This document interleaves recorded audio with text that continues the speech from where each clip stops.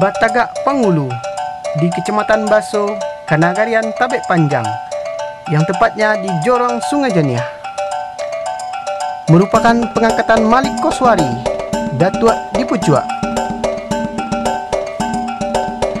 Penghulu dan nenek mamak di Minangkabau mempunyai peran yang sangat penting dan menentukan dalam kekuatan kerapatan adat Minang.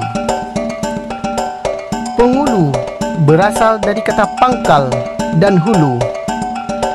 Pangkal artinya tampuk atau tangkai yang akan menjadi pegangan, sedangkan hulu artinya asal atau awal dan terbitnya sesuatu.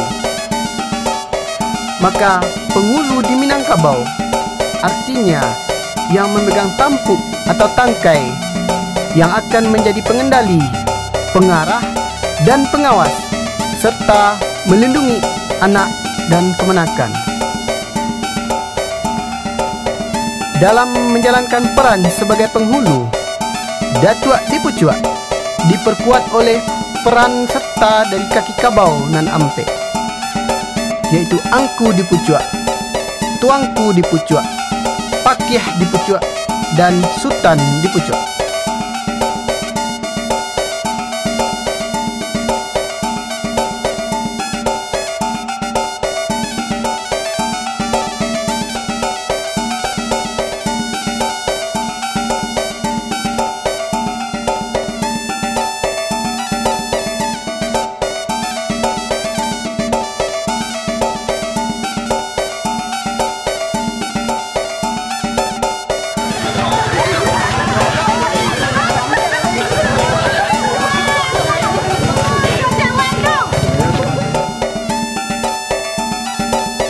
Kalau paku kecang balinggang tampurung linggang linggukkan anak di pangku kemenangan